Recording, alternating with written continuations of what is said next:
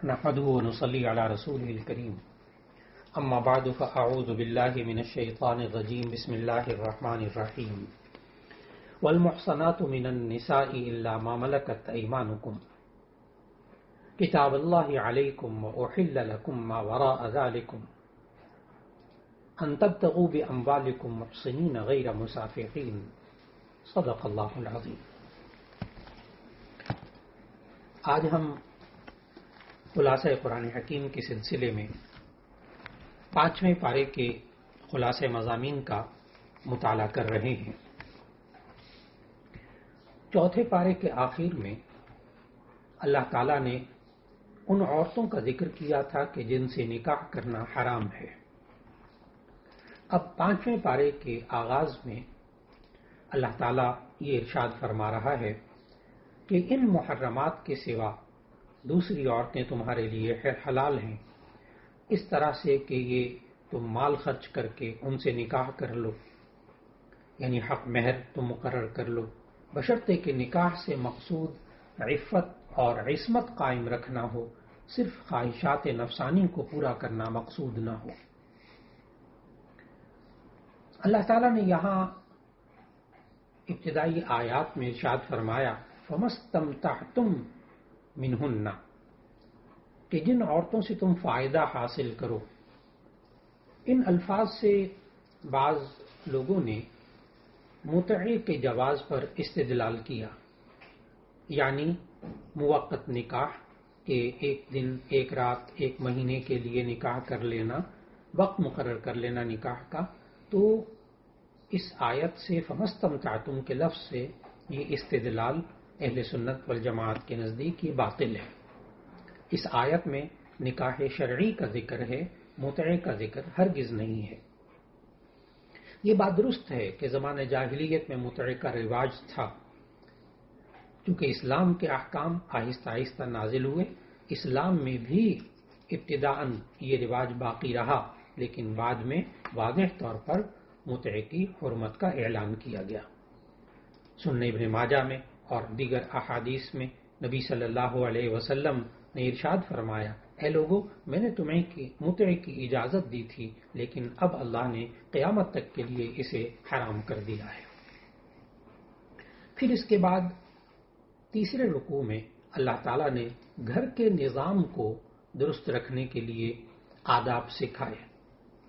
اور ایک یہ ادب سکھایا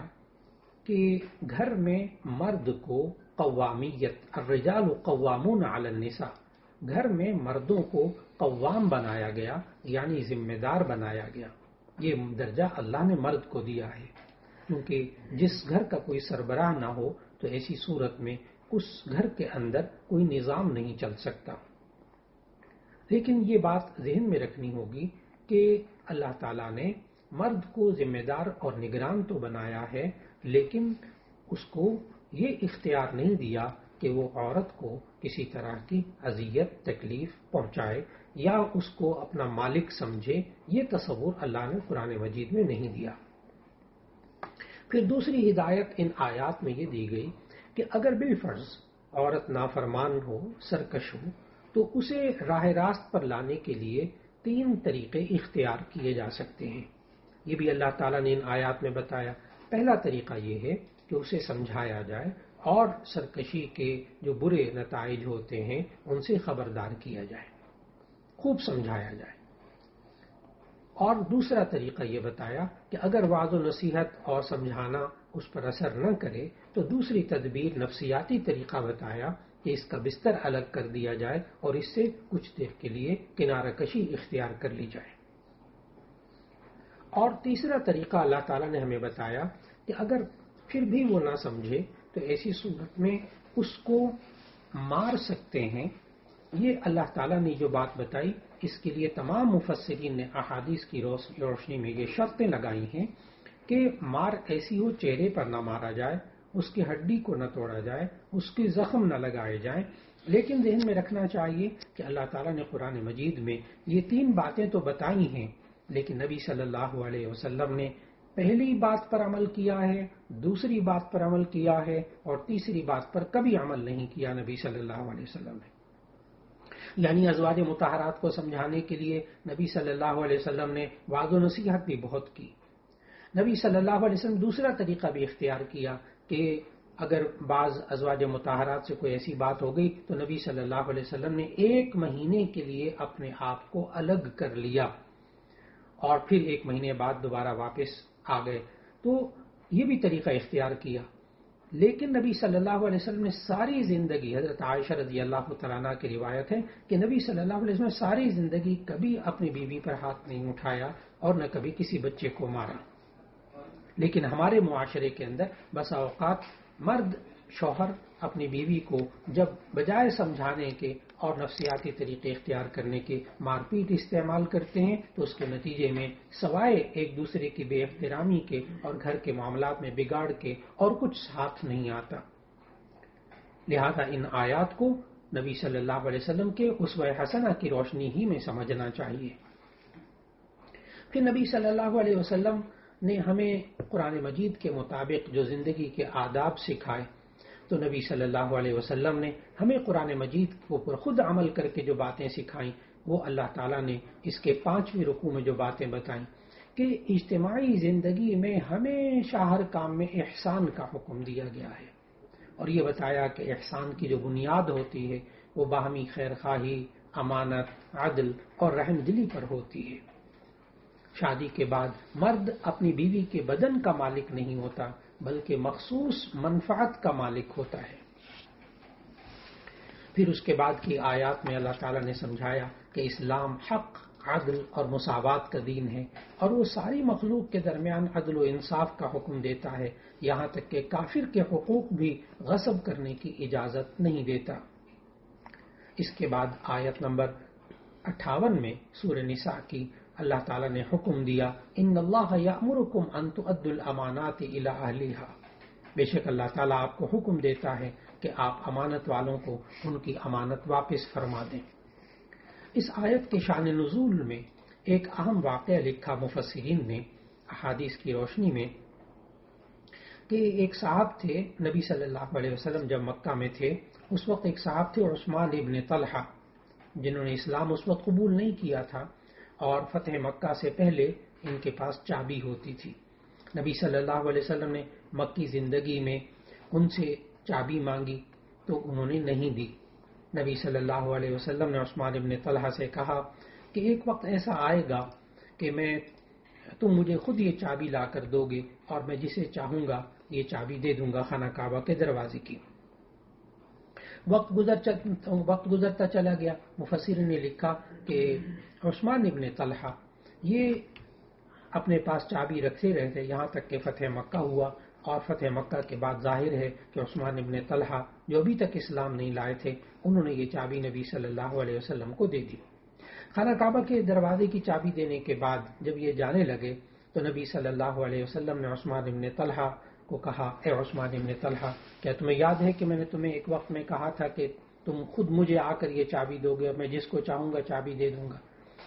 اس پر اللہ تعالیٰ نے یہ آیت نازل کی کیونکہ نبی صلی اللہ علیہ وسلم یہ چابی بھی بنو ہاشم کے یعنی اپنے خاندان بنو ہاشم کیونکہ بنو ہاشم کے خاندان کے پاس خانہ کعبہ کے اکثر مصروفیات ذمہ داریاں یہ بنو ہاشم کے پاس تھیں تو نبی صلی اللہ علیہ وسلم نے چاہا کہ خانہ کعبہ کے دروازے کی چابی بھی بنو ہاشم کے پاس ہونی چاہیے. اس پر اللہ تعالیٰ نے یہ آیت نازل کی ان اللہ یأمرکم ان تؤدوا الامانات الی اہلہا، بے شک اللہ تعالیٰ آپ کو حکم دیتا ہے کہ آپ امانت والوں کو ان کی امانت واپس فرما دیں. چنانچہ نبی صلی اللہ علیہ وسلم نے عثمان بن طلحہ کو یہ خانہ کعبہ کی چابی دے دی اور آج تک خانہ کعبہ کے دروازے کی جو چابی ہے وہ عثمان بن طلحہ کے خاندان ہی میں چلی آ رہی ہے. پھر اس کے بعد 6 رکوع میں ایک واقعہ جس کی طرف اشارہ کیا گیا ان آیات میں کہ نبی صلی اللہ علیہ وسلم کے سامنے ایک نام نہاد مسلمان یعنی منافق اور ایک یہودی کا مقدمہ پیش کیا گیا تو آپ صلی اللہ علیہ وسلم نے یہودی کے حق میں فیصلہ کر دیا کیونکہ وہ اس کا حق تھا. اب منافق نے یعنی ظاہری طور پر جو مسلمان اپنے آپ کو کہلا رہا تھا اس منافق نے اپنے حق میں فیصلہ نہ آنے کی بنا پر حضرت عمر رضی اللہ تعالیٰ عنہ کی طرف رجوع کیا کہ میں جا کر حضرت عمر سے فیصلہ کرواتا ہوں، حالانکہ نبی صلی اللہ علیہ وسلم فیصلہ کر چکے تھے۔ تو حضرت عمر رضی اللہ تعالیٰ عنہ نے پھر اس کو سزا دی، تو اس پر منافقین نے بڑا شور کیا۔ تو اللہ تعالیٰ نے پھر ہمیں ان چھٹے رکوع کی آیات میں سمجھایا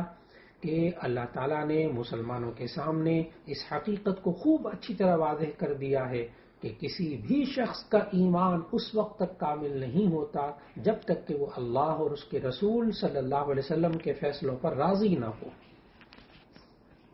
اور یہ بھی بتایا ان آیات میں،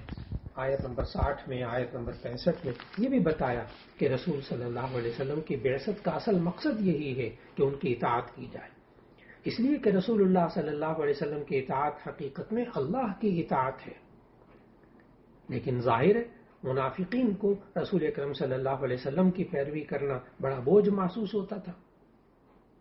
لیکن جو مسلمان ہیں وہ بڑی خوش دلی کے ساتھ نبی صلی اللہ علیہ وسلم کے احکامات پر عمل کرتے تھے۔ اس کے بعد 7ویں رکوع میں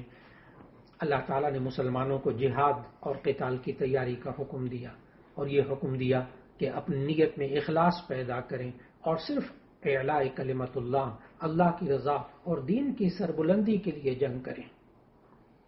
پھر جہاد کی ترغیب دی گئی ان آیات میں کہ آخر تم جہاد کیوں نہیں کرتے، جبکہ صورت یہ ہے کہ ظلم کی چکی میں پسنے والے مرد، خواتین اور بچے اللہ کے سامنے ہاتھ پھیلا پھیلا کر دعا کر رہے ہیں۔ وہ دعا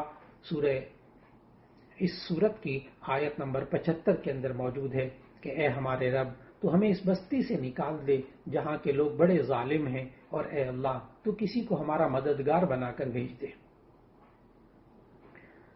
عام طور پر جو موت کا خوف ہوتا ہے یہ جہاد کے میدان میں نکلنے کے لیے بڑی رکاوٹ ہوتا ہے، اس لیے اللہ تعالیٰ نے ان آیات میں سمجھایا کہ موت تو کہیں بھی آ سکتی ہے، گھر میں بھی آ سکتی ہے، مضبوط قلعوں میں بھی آ سکتی ہے۔ جہاد میں نہ نکلنا یہ اس کی وجہ سے یہ نہیں ہے کہ آپ جہاد میں نہیں جائیں گے تو موت نہیں آئے گی، بلکہ موت تو کسی وقت بھی آ سکتی ہے۔ تو معلوم ہوا ایک مومن کو موت سے نہیں گھبرانا چاہیے۔ اور پھر منافقین کی سازشوں کا ذکر اللہ تعالیٰ نے تفصیل سے کیا ان آیات کے اندر۔ جہاد اور قتال کی جب ترغیب دی تو اللہ تعالیٰ نے مسلمانوں کو منافقین کی چالوں اور ان کی سازشوں سے چوکنا رہنے کا حکم دیا۔ یہ منافقین وہ ہوتے تھے کہ جو اسلام کا لباس پہن کر، اسلام کو ظاہر کر کے، اپنے آپ کو مسلمان ظاہر کر کے ہمیشہ اسلام اور مسلمانوں کو نقصان پہنچاتے تھے۔ مدینہ منورہ میں جو پہلی اسلامی ریاست اللہ تعالیٰ نے قائم کرنے کی توفیق دی، اس کے خلاف سازشوں میں یہی منافقین تھے جو اس کو نقصان پہنچانے کی کوشش کرتے تھے۔ ایک وقت ایسا آتا ہے کہ مسلمان جو ہے ان منافقوں کے بارے میں فیصلہ کرنے میں کچھ تردد کرتے تھے کہ سورہ نساء کا وہ حصہ نازل ہو گیا جس میں ان کی ذلت آمیز حرکتوں، ان کے خفیہ منصوبوں، ان کے بغض اور حسد پر مبنی جو باتیں ہوتی تھیں ان کو اللہ تعالیٰ نے واضح فرمایا اور بتایا کہ ان منافقین کا اسلام اور مسلمانوں سے کوئی تعلق نہیں ہے۔ اور پھر مسلمان منافقوں کے بارے میں، یعنی جو ظاہری طور پر مسلمان کہلاتے تھے، ان منافقوں کے بارے میں مسلمان سب کے سب ایک ہو جائے اور ان میں کوئی اختلاف نہ رہے۔ دراصل آیت نمبر 88 میں اللہ تعالیٰ ہمیں یہ سمجھا رہا ہے کہ دیکھو فیصلہ کرتے ہوئے تم آپس میں نہ تقسیم ہو جاؤ۔ منافقوں کا ہمیشہ مقصود یہ رہا ہے کہ مسلمانوں کو آپس میں تقسیم کر دیں۔ اللہ تعالیٰ نے آیت 88 میں یہ فرمایا تمہیں کیا ہو گیا ہے کہ تم منافقوں کے بارے میں دو گروہ ہو رہے ہو، اور اللہ نے ان کی حرکتوں کی وجہ سے ان کو الٹ دیا ہے۔ یعنی اے مسلمانوں تم منافقوں کے بارے میں دو گروہوں میں کیوں تقسیم ہو گئے؟ کیونکہ اس وقت ہوا یہ کہ ایک گروہ یہ کہتا تھا کہ ان منافقین کو قتل کرنا چاہیے کیونکہ ہمارے دشمن ہیں، اور دوسرا گروہ یہ کہتا تھا کہ ان کے بارے میں نرم پہلو ذرا اختیار کرنا چاہیے، نرم گوشہ رکھنا چاہیے، کیونکہ بہرحال وہ اسلام ظاہر کرتے ہیں اور ہمارے دینی بھائی ہیں۔ اللہ تعالیٰ نے ان کے نفاق اور معصیت کی وجہ سے دوبارہ کفر کی طرف ان کو واپس لوٹا دیا ہے۔ اللہ تعالیٰ نے پھر ان کی برائی بیان کی۔ اس کے بعد اللہ تعالیٰ نے حقیقت واضح کرتے ہوئے ان منافقین کے بارے میں بتایا کہ دراصل آیت نمبر 889 میں آیت نمبر 89 میں اللہ تعالیٰ نے بتایا کہ یہ منافق یہ چاہتے ہیں کہ جیسے وہ خود کافر ہیں تم بھی کافر بن جاؤ، پھر تم دونوں برابر ہو جاؤ، بس ان میں سے کسی کو دوست نہ بناؤ جب تک کہ وہ اللہ کی راہ میں ہجرت نہ کریں، بس اگر وہ منہ پھیریں تو انہیں پکڑو اور جہاں بھی پاؤ انہیں قتل کر دو اور کسی کو دوست اور مددگار نہ ٹھہراؤ۔ پھر اس کے بعد 10ویں رکوع میں اللہ تعالیٰ نے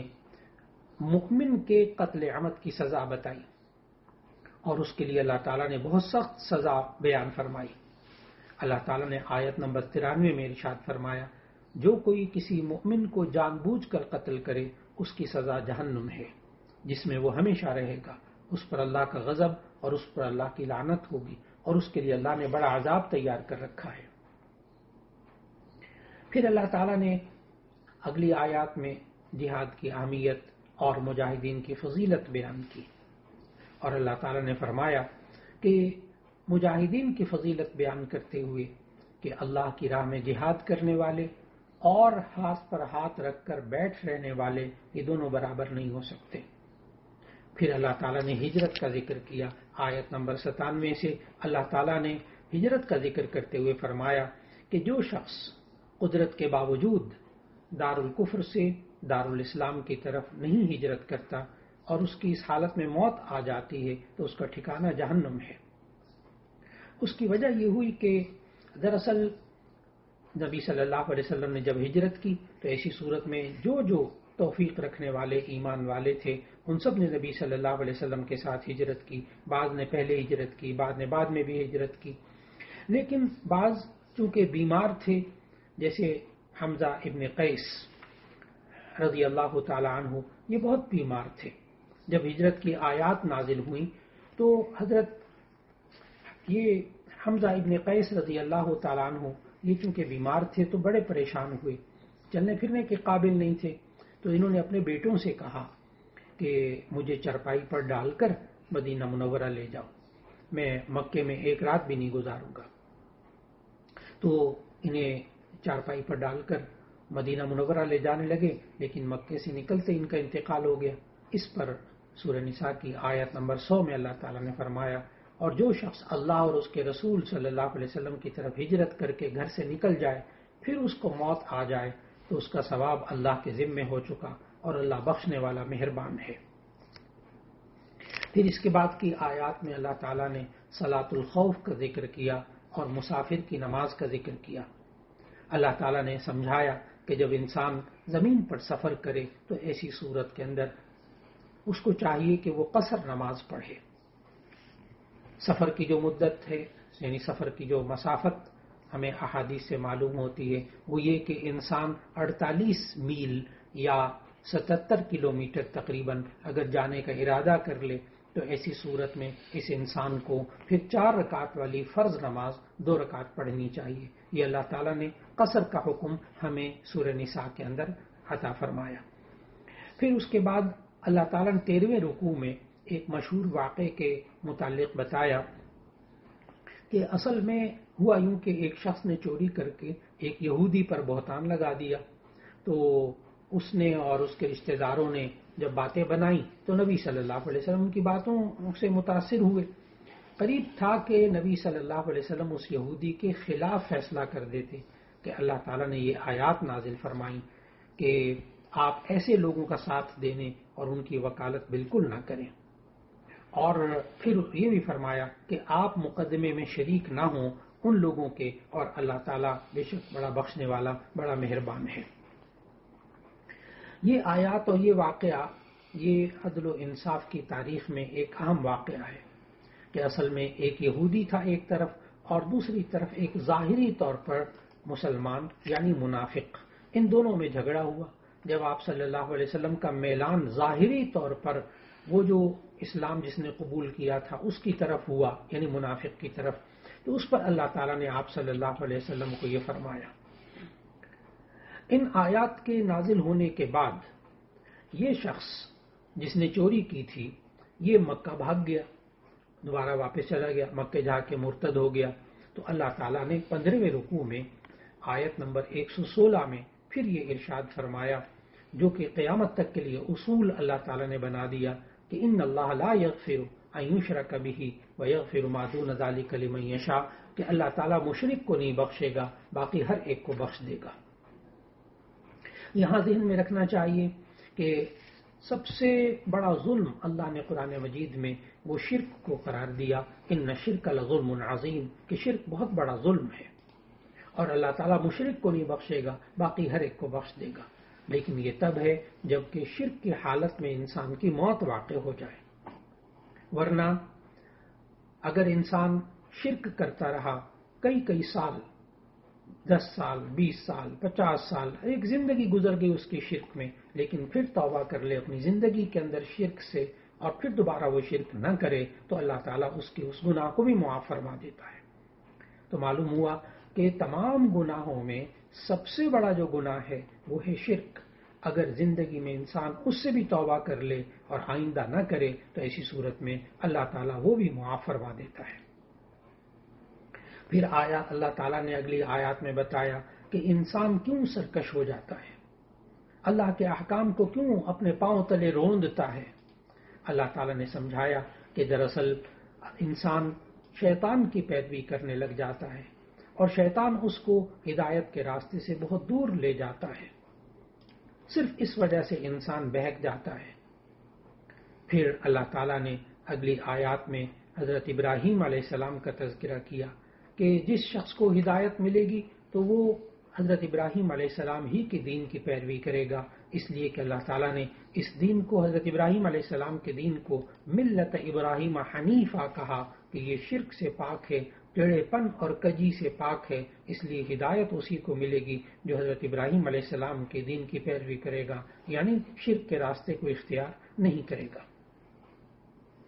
پھر 16ویں رکوع میں اللہ تعالیٰ نے دوبارہ سورہ نساء کے اندر عورتوں کا تذکرہ کیا، عورتوں سے متعلق احکامات کا ذکر کیا، اور اللہ تعالیٰ نے سمجھایا کہ عورتوں پر ظلم کرنے اور ان کے حقوق کو غصب کرنے سے اللہ تعالیٰ نے منع فرمایا، اور ساتھ یہ بھی سمجھایا کہ اگر میاں بیوی کے درمیان کبھی اختلاف ہو جائے تو انہیں آپس میں صلح کر لینی چاہیے کہ صلح ہی اچھا راستہ ہے۔ یہاں تک کہ اگر گھریلو زندگی کے اندر کبھی آپس میں اختلافات ہو جائیں تو اللہ تعالیٰ نے ہمیں اس کا ادب بھی سکھایا۔ آج کل ہمارے معاشرے کے اندر بس اوقات ایسا ہوتا ہے